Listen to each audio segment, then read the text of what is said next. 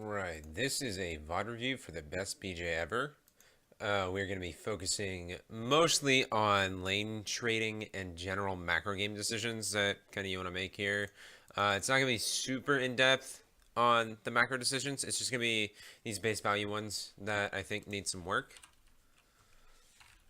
Runes, just your runes are all right. You run Klepto with Biscuit Delivery, Future Market, Cosmic Insight, and then your second tree you run Domination with Sudden Impact and Ravenous Hunter.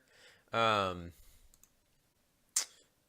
am noticing a lot of other people running different runes than what you're running, especially into these more aggressive matchups like Riven, Camille, Jarvan. You're not running the worst runes you could on Illaoi, but slightly more defensive runes. Like going towards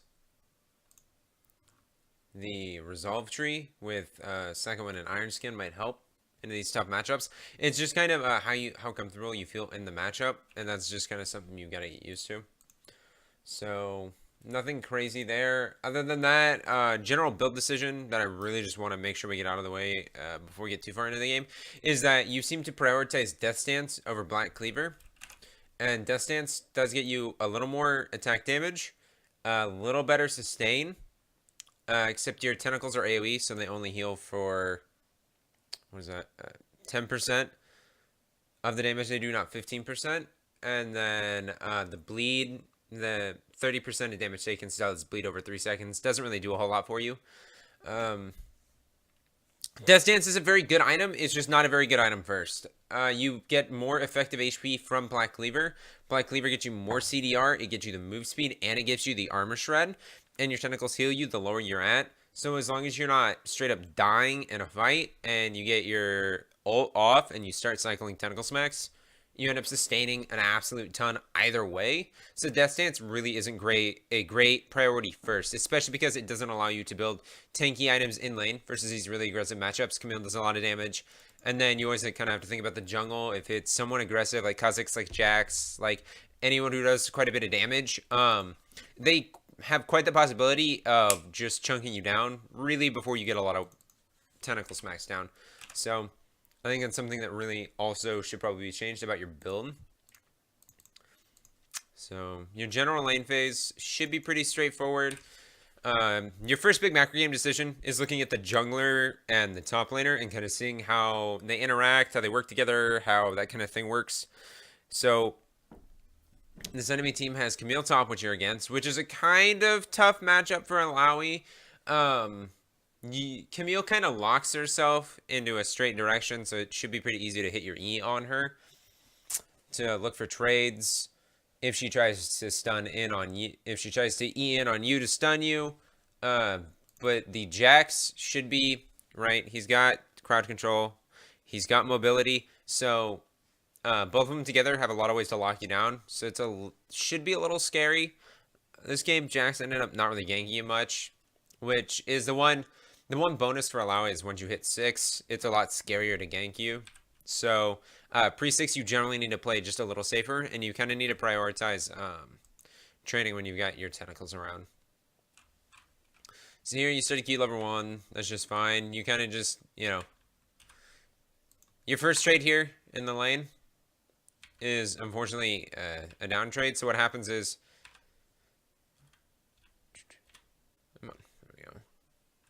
even though it's kind of bugged, she hits you with the sweep, which does a little bit of damage, and then she autos you, and then she just walks away.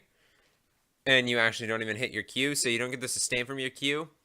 And then you actually just let her auto attack you again. So you're down 2 autos and a skill damage-wise. So you have to be really, really careful just about generally letting people trade like that in you. Excuse me.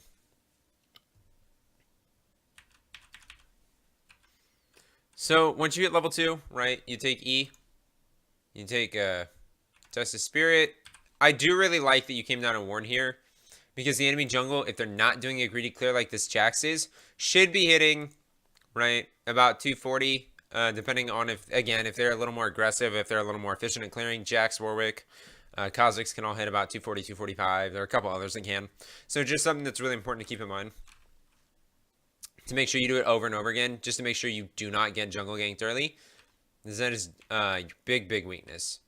Here, you finally hit your test of spirit. You trade onto her shadow, or on the spirit. Unfortunately, you didn't have your W. And then here's where your trades kind of end up going really badly. Because Camille E's into you, autos you to get the shield. And then I think this is the only positive trade I saw in lane for a while. It's really important when your E's down. When your E is down, you need to make sure to not willingly walk into trades. And you also need to make sure you're a little healthier, because the lower you are, the more you heal from your tentacles. But it's also riskier that you just get bursted out.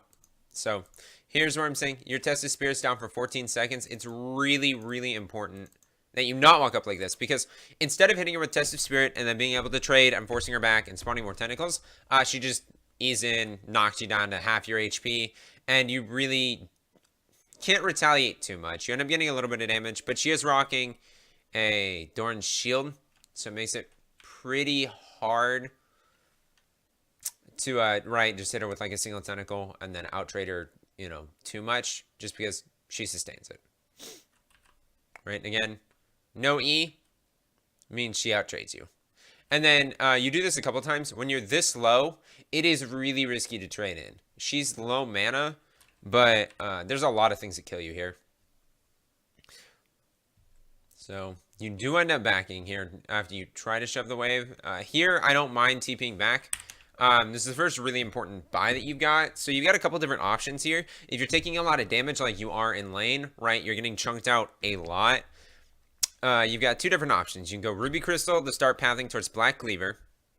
Or you can go Doran's Shield, which, right, slows down your power spikes a little bit.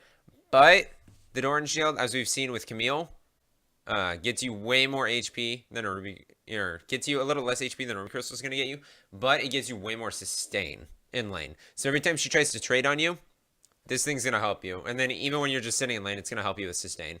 So instead, you go a longsword where you're already having trouble out trading, and this isn't going to help you a lot because number-wise, your skills don't scale that much. Your skills don't scale that much with AD. So, you don't get really a lot of damage, and you lose a ton of effective tankiness you could have had. Excuse me, gotta put my Word document back up.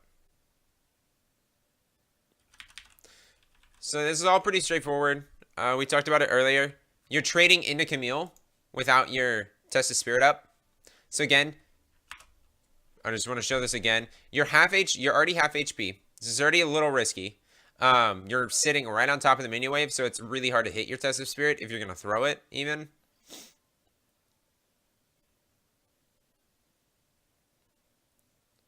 So replay bug, it's still down for like 3 seconds. So, right, you're actually in a position where if you step forward up in this direction, if she ever tries to trade on you, you quite potentially have 3 different tentacles that can all smack her. And so that's just kind of a lane positioning thing that you have to focus on, is you have to kind of tend towards where you have a lot of tentacles, because that's where you are so heavily reliant on trading. And again, instead of getting any sort of defense, any sort of extra sustain, you're just going on the long sort of path towards Death Stance.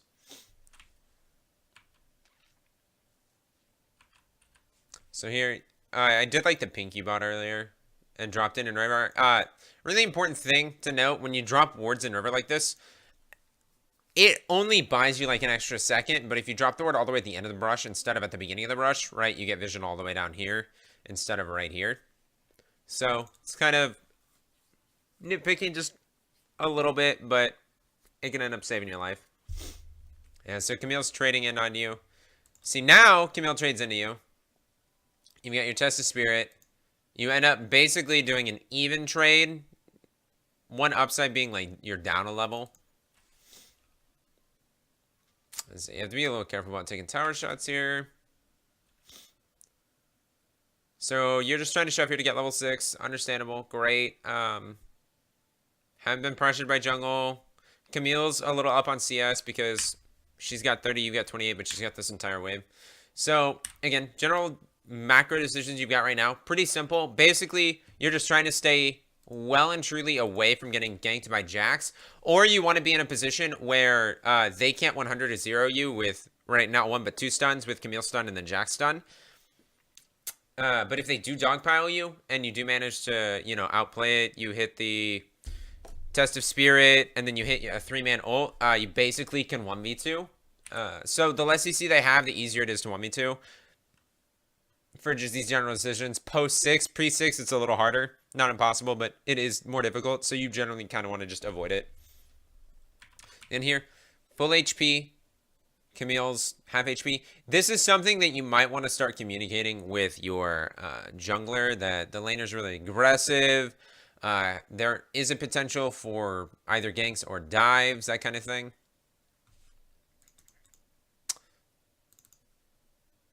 Boom. Test the Spirit again. The one downside is you don't get him quite in tentacle range, but that's alright. You're just doing it mostly to get your Klepto stacks off. And apparently he's got no idea how your Test the Spirit works, so he ends up taking a bunch of extra damage, which is nice. So here, right, we've been trading really, really well. You're going to make a really, really big mistake here. So you pull the Test of Spirit. You get it, but you end up not doing any damage to it, really. So this is where I think your big decision comes in, because you're so mana reliant on Illaoi, right? You're so skill reliant that you have to be able to cycle all of your skills. If we look at skill cost, you don't even have enough mana to ult right now. And like your minimum combo is your ult, your E, your W, which is going to cost 175 mana. You're nowhere close. Even with Corrupting Potion running, you're barely going to get up to it, and you're also trying to shove the wave. And so you end up basically just burning your mana. Yeah. So you don't have enough mana to cycle your skills, and you're still trying to, like, test this guy, and he's got enough mana to cycle basically everything. Or he should. So at this point, this should be, like, an instant backup, because if the enemy jungler does ever show up, you know,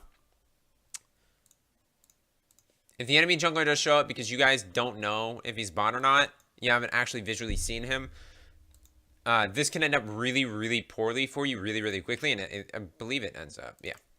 Because you have no mana, you can't force the trade, or you can't take a trade if he forces on you. And then you try to flash away, which, if you're in this situation where it's basically like 100% you're dead, there's really no point to flashing.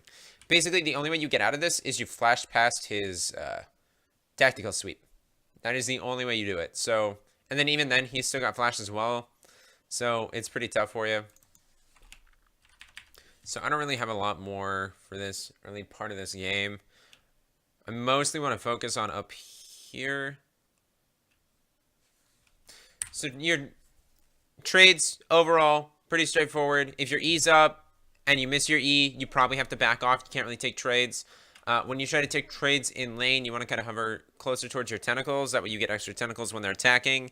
And you need to make sure you have mana to cycle everything when you do go in for these trades. That way you don't, run out of mana mid-trade. And then itemize just slightly differently. Doran's Shield, potentially. Or, just Ruby Crystal, that kind of thing. If it looks like the enemy laner, right, isn't going to commit to a fight, you hit E, and like as soon as you've hit your E every time in this game, it's really important to notice like smaller tendencies, not looking for everything, but mostly just the spirit that you pull out. Every time you've hit it, Camille has run away, so there's no reason to think he's going to try to commit to this fight. So you end up just kind of blowing your ult for not very much. And you totally had him here, actually. I'm not actually sure why you backed off here. Right? Camille's chunked. You flash forward onto him. So, like, you yourself know that you've got this guy. Dead to rights. And so I'm really wondering why you actually backed off. I'm not expecting some sort of crazy tower dive. If he dodges another tentacle and he dodges your Q, don't go crazy and try to force dive without flash. But literally, if you just stayed on him for another literally 1.2 seconds, You could have just W'd on him point blank and just killed him. So I'm really not sure why you backed off there. That's just kind of like understanding that you can finish kills. So the big one here, once this tower goes down, here's where your other bigger macro decision is going to occur, because you have to decide on Illaoi whether you're going to, it's any top laner, whether you're going to group or split push, and split pushing is very difficult, but Illaoi doesn't group very well. At least until later in the game, once you hit 40% CDR, once you're on 2 to 3 items, it's a lot better, but until then, it's really rough for you. And like we said, if you hit your Test of Spirit, if you hit your E, and they try to dogpile you, especially as 2 melee champions, it's pretty easy for you to 1v2, so it's not the worst thing in the world. And so you kind of just have to make that conscious decision of whether you want to split, whether you want to group, and then communicate that with your team, and then move your wards forward.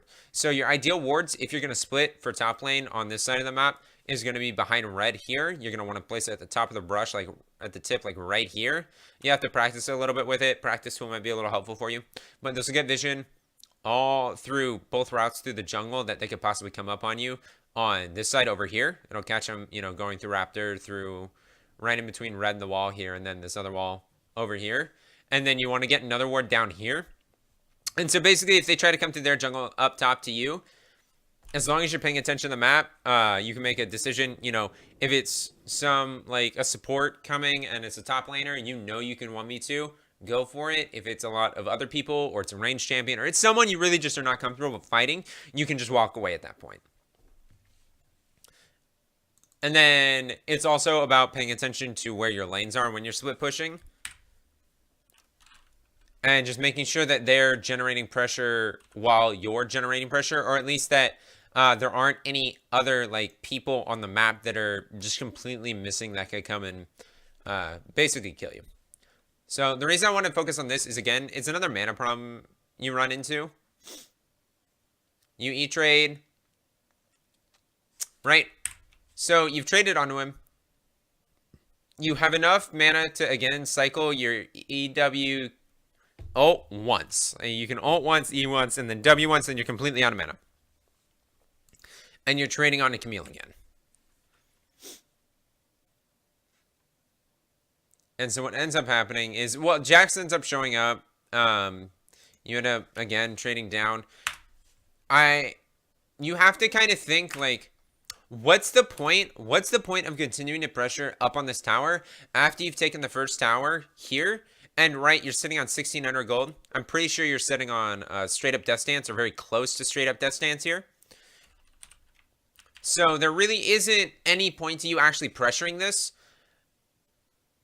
especially because you're setting on a huge buy. It's really important not to fight when you're setting on death stance, black cleaver, Sterak's gauge, that kind of thing. When you're setting on big buys, you have to make sure to grab them. Because right here, you buy. Okay, you almost have death stance. So, you end up TPing up here on a Canna Wave. You really weren't going to miss much either way. It's kind of just a greedy TP that's not going to get you much. If you really want to get back to lane a little later, right, you can still walk back and get Death Stance, and then just TP back after you get it. And again, I prefer this Death Stance to be Black Cleaver. But, so, you have to be a little careful here. We hit our E, but we don't, right? We're really reliant on tentacles. We have no tentacles up, so we have no tentacles to fight with. So you're basically reliant on your ult at this point. And then you ult early just to, get your ult down. Unfortunately, you only hit your ult on one person. And again, it's thinking about CC. So this is what I was talking about when, can they chain stun you into just killing you? And that's exactly what they do. You're stunned, you're getting whacked, you're still stunned, and then you're dead. You're actually, once the first stun hits, you're not allowed to do anything until you die. And so this is something you just have to be conscious about. That's just paying attention to, how many stuns they have on their team. And again, you also fought without having your Death Stance done, which is pretty impactful. There really are not a lot of other things I want to go over. General macro. So you end up grouping here mid, because let's go back just a little further to see why you group mid. It was just kind of like a really weird group mid. Like you end up getting a pick here, which was, you know, kind of nice. You ended up picking jacks, which is pretty good. But then you decide to stay mid. And I understand there are 3 mid. So like staying mid right here is fine, especially because your mid laner's not here. Oh, I need to hold mid. It makes sense. But the second your mid laner gets back here, against their team, especially like Orianna, they've got enough wave clear that it's going to be nearly impossible for you to pressure the tower without having 5 people. And you also see Camille splitting top, and Camille is really your main focus. When Camille's splitting, you need to match the split, right? You need to match where Camille is. And so that comes into play here because you decide to stay mid while Camille pushes top. And this entire time, you know, we can go to year vision just to show you. You see Camille pressing forward on top side of the map, and you're just sitting here mid just farming. And because you do that, Camille just walks up and just takes your tower.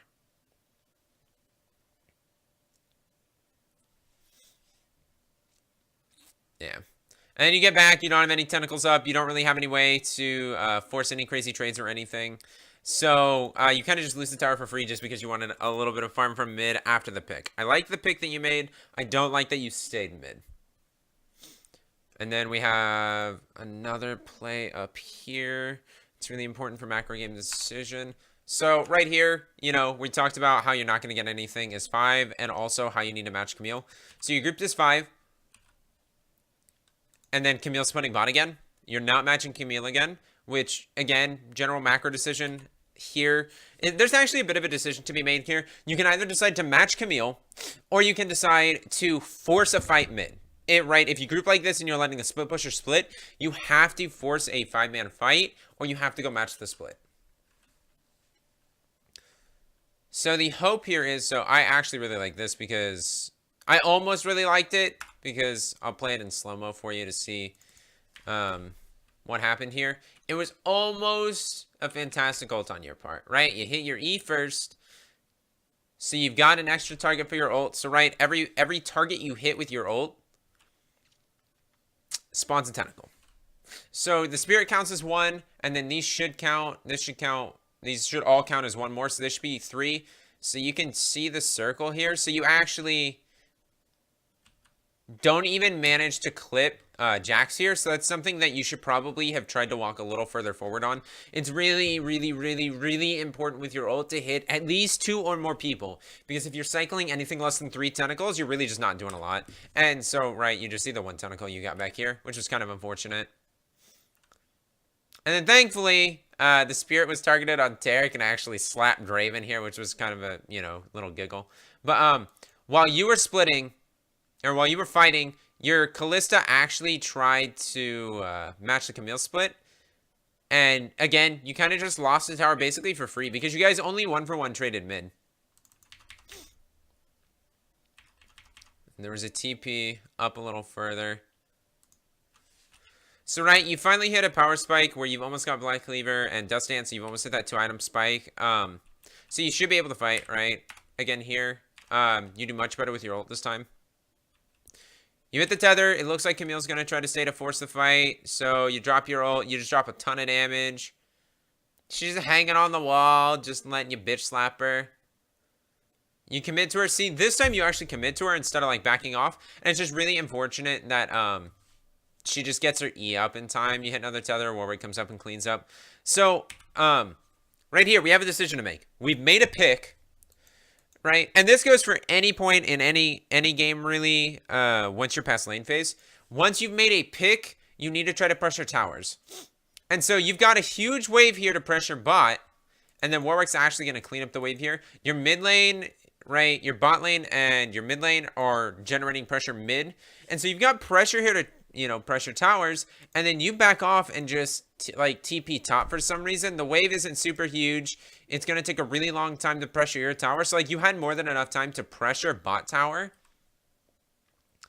instead of just TPing top, because effectively what you've done here is you've TP'd top to simply catch the wave instead of attempting to generate pressure. And what I mean by generating pressure is to try to force a fight, try to force an objective, or in your case where you're at here, you're already bot side of the map, you made a pick on bot side, try to generate pressure by, getting on a tower. Because it's going to force the enemy team to make decisions. And unfortunately, right, you've got a pretty fed Warwick here who just dives the Draven. And so if you were here, you could potentially just fought the Jax and then continue chunking out tower. Instead, you've now given enough time where Camille's going to be able to get back up and then just TP to top. And again, you have to watch what is on the map, who's on the map. Because if we just pause here, all you see is that Orianna's mid. You have no idea where bot lane's gone. Their bot lane's gone. You don't know where their jungle went, who was bot. Okay, we see Taric here. So we see 2 on map still. And so there are 3 people who could potentially be, well, 2 people because Draven's still a little dead. But there's 2 people who could potentially be coming for you. And that is pretty much exactly what ends up happening. Jax is still mid right now. So we know we're like okay on Camille.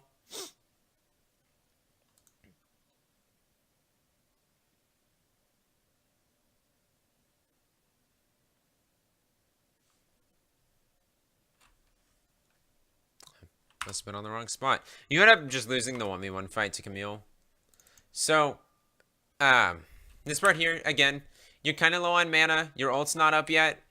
So, as soon as the TP starts, you probably have to back off. Because, again, it's understanding your ult's not up. You probably need to be careful about taking a trade right now. Your E's down now. So, now you're kind of, getting a little close to running completely out of mana, which is exactly what happens. I think if you had mana, you actually could have won this. Because you are forced to just try to W cycle the killer, right? You got her really close, but just couldn't quite finish her.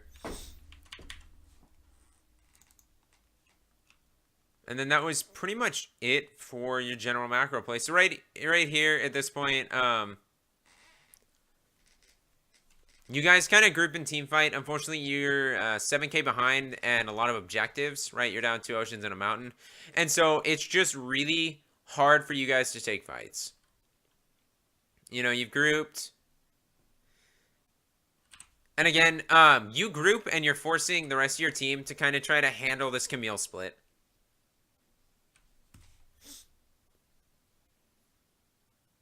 Which they end up doing. It's a little close, but they end up doing it. But it really, again, it needs to be you that's dealing with this Camille split. So you guys end up almost, like, winning this fight, and then I think Jax just tears you guys a new one. No? You guys kill him too? You guys just end up... You make picks.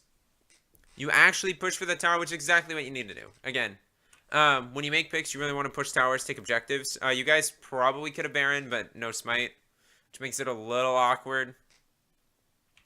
Nothing crazy. And then right here is, like... It's pretty crazy because you're trying to make a pick on Illaoi, which is very hard to do. Illaoi is not a good pick champion because even if you hit your E, they can just run away from you. The best you can do is chunk them a little bit, and in order to chunk them a lot, you basically have to ult. And then you also don't have any teammates near you, right? Kalista's pretty far away, Warwick's pretty far away. And one really important part of Illaoi mechanics I really want to go... The only mechanical thing I really want to focus on is...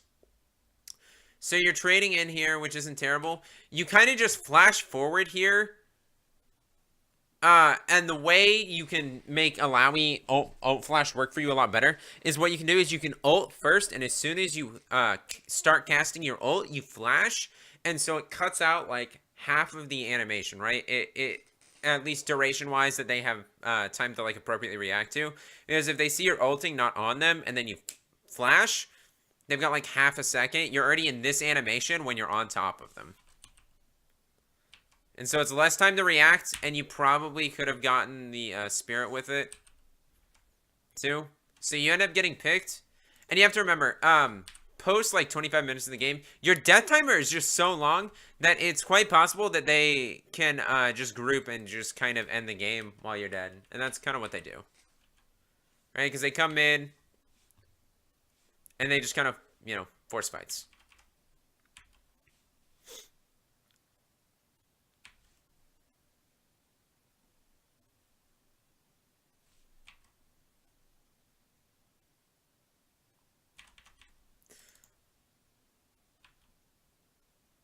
and then they just end the game.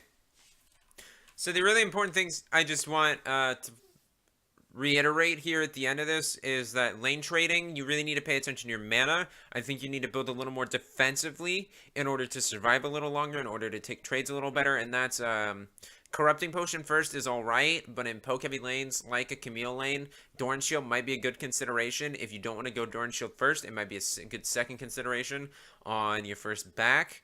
Trade-wise, whenever your E is down, you really need to back off, play a little safer, and just make sure you have it up when the enemy laner is going to try to trade with you, or anytime you posture up very aggressively, because whenever it's down, you are not allowed to take good trades. It is just nearly impossible to do it in the lane.